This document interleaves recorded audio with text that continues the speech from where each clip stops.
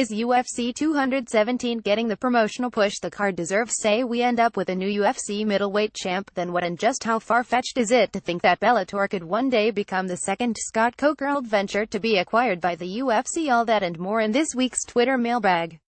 To ask a question of your own, tweet to @benfalksma. Thoughts on the promotion behind Garbrandt Dillashaw Jedrzejczyk Mamajun for UFC 217 or lack thereof. Alex Scoffidi at Alex_Scoffidi. October 25, 2017. Outside of the Michael Bisping and Georges St-Pierre Public Shoving Tour 2017, I haven't seen a ton of promotion for the event in general, which surprises me. This ought to be a big event for the UFC. The return of GSP at Madison Square Garden, fighting to become a two-division champ, and on the same card as two other title fights, one of which in Cody Garbrandt vs. TJ Dillashaw, may be the best pure talent matchup that we'll see all year. That should feel like a huge deal. A little over a week out, the hype should be inescapable. I don't know about you, but I can't say I feel that. If you're in the MMA bubble and reading all the usual websites, sure, you see stories and videos about the two headliners. You even see some about the other two title fights if you're really paying attention. As for a hard push outside the bubble, I don't see it. You could hardly draw a breath on this planet without knowing about Floyd Mayweather vs. Conor McGregor weeks before it happened. But the former king of pay-per-view returns to the sport he dominated after 4 years away, and it almost feels like the UFC can't be bothered to get out there and make a case for our money. Is it complacency, entitlement? Have the powers that be concluded that all the people who care to know about this event already do? Are they waiting for fight week to power up the big spotlight? I don't know. But if I were counting on pocketing a piece of that pay-per-view, it might concern me just a little bit. If I were one of the champions getting almost ignored outside the main event, it might even piss me off. Kinda random, but if you had to get out your crystal ball, do you ever see the UFC conducting another one-night tournament? Nate Leahy at Burgersma. October 25, 2017. Ha ha ha ha ha ha ha. No. Have you seen how much trouble the UFC has keeping regular old fight cards together? Injuries and illnesses and weigh-in disasters and day of withdrawals. A one-night tournament is like packing all those usual troubles into a phone booth and then also adding a hive of angry bees. Nobody down at UFC headquarters wants that stress. Whoa there, let's take this one step at a time. If St-Pierre beats Bisping, then he's the UFC middleweight champ, and with a pack of hungry contenders waiting in line to get at him.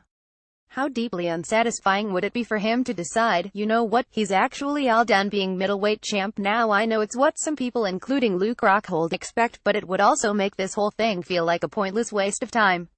So, what, we're supposed to then turn around and get excited about seeing him face Tyron Woodley? Not bloody likely. But then there's the Irish elephant in the room.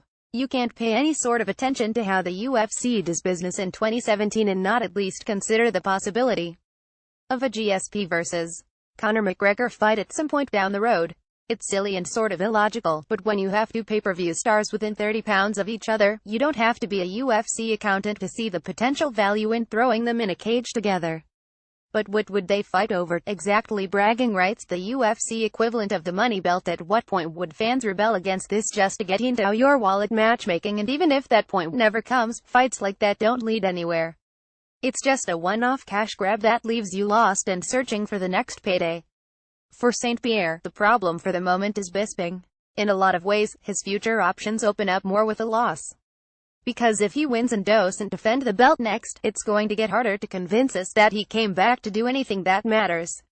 Are you at all surprised that at Anthony Rumble's retirement lasted as long as the 2017 baseball season? Miku United States Puerto Rico Guyana at World's Worst Euro. October 25, 2017. Using your birthday wish, which two fighters in all of MMA history would you like to see fight and why? Brandon at _TheOldCrow_. October 25, 2017. Must I restrict myself to UFC history because I'm enough of a mark for the late 2000s era of MMA to still feel like Randy Couture vs.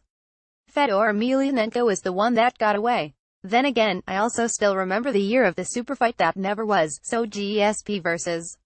Anderson Silva feels like a lingering promise unfulfilled.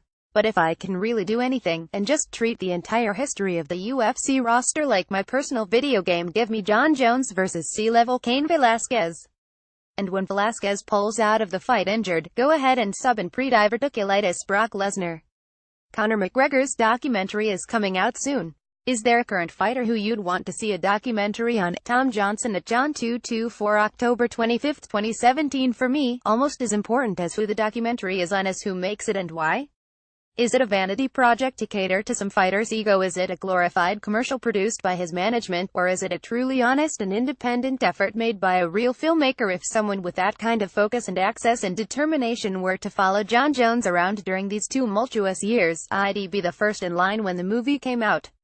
At this point, why should I care about Michael Page? The guy's barely fought anyone of note, now seems to be ducking Paul Daly. Popcorn Politics at Evil Dr. Will 7 October 25, 2017. Michael Page is a whole lot of fun to watch, but his focus in MMA and now boxing seems to be finding opponents against whom he can be at his most fun.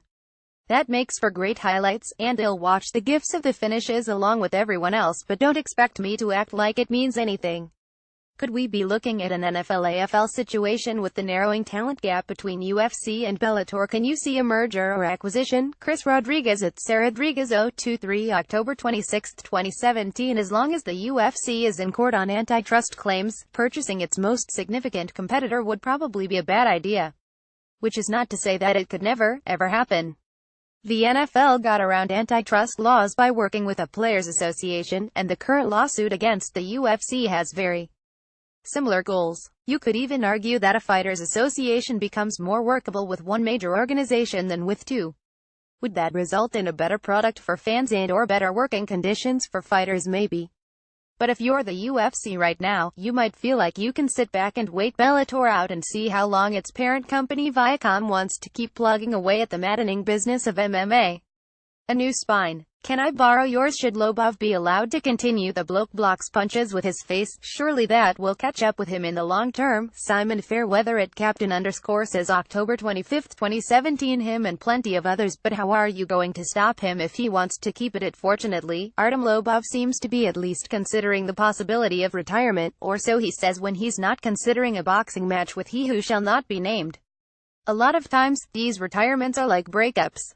Mentioning the possibility out loud is the first step, but it usually doesn't mean you're there yet. Also, like breakups, sometimes it takes a few tries to really make it stick. Ben Fowlkes is MaJunkie and USA Today's MMA columnist. Follow him on Twitter at @BenFowlkesMA. Twitter mailbag appears every Thursday on MaJunkie.